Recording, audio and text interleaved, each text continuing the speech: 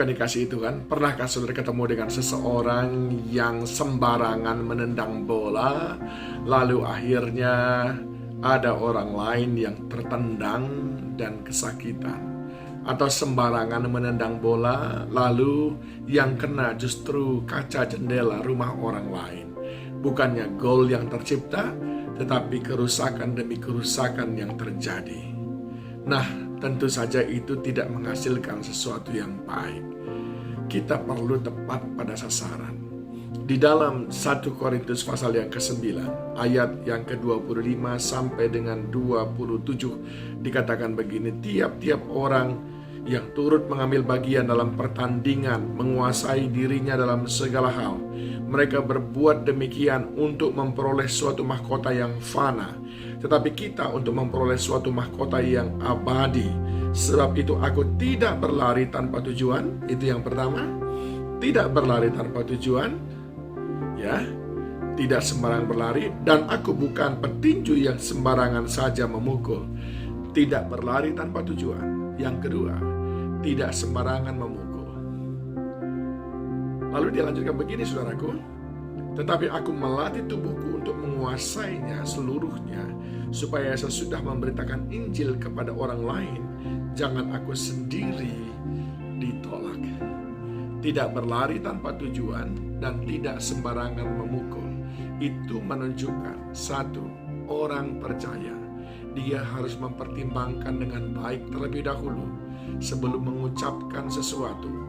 Tidak sembarangan memukul, tidak sembarangan menuduh orang lain, tidak sembarangan menghakimi orang lain, tidak sembarangan memukul, tidak sembarangan memilih pekerjaan, bisnis yang ditekuni, tapi dia betul-betul teliti terlebih dahulu. Tidak sembarangan memukul, tidak sembarangan memilih pasangan hidup.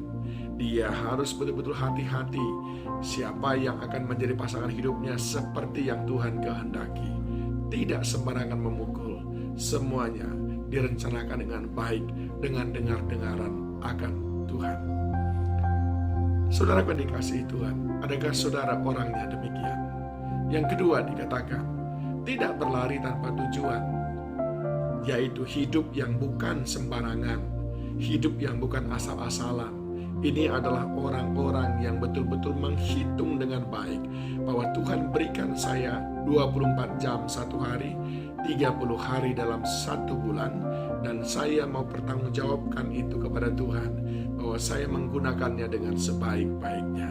Itu adalah orang yang tidak sembarangan berlari tanpa tujuan. Hidup ini dia buat tujuan yang jelas, dari mana dia bergerak, apa yang mau dia capai. Dan ketika dia menjalani kehidupan ini, dia memastikan setiap rambu-rambu dia patuhi, setiap tantangan demi tantangan dia lewati. Dia tidak mau mengambil jalan pintas yang bukan jalan yang diperbolehkan untuk dia. Adakah kita masih sering juga berlari tanpa tujuan? Bangun pagi, kita tidak tahu apa yang kita lakukan. Seolah-olah hidup ini akan terus ada, waktu akan terus ada bagi kita. Padahal sebetulnya tidak sama sekali. Waktu yang Tuhan berikan kepada kita sangat terbatas. Oleh sebab itu, jangan berlari tanpa tujuan. Miliki tujuan hidup.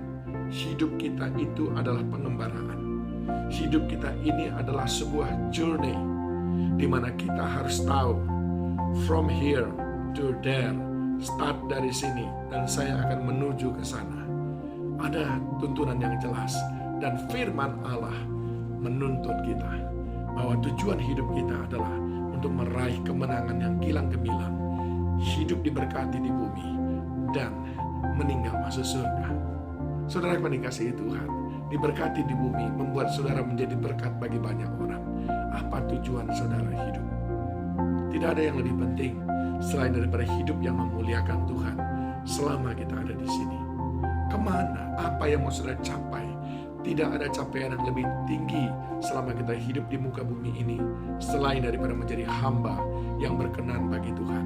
Dan tidak ada capaian yang lebih tinggi di akhir daripada kehidupan kita selain daripada hadiah surga yang kekal yang Tuhan berikan kepada kita.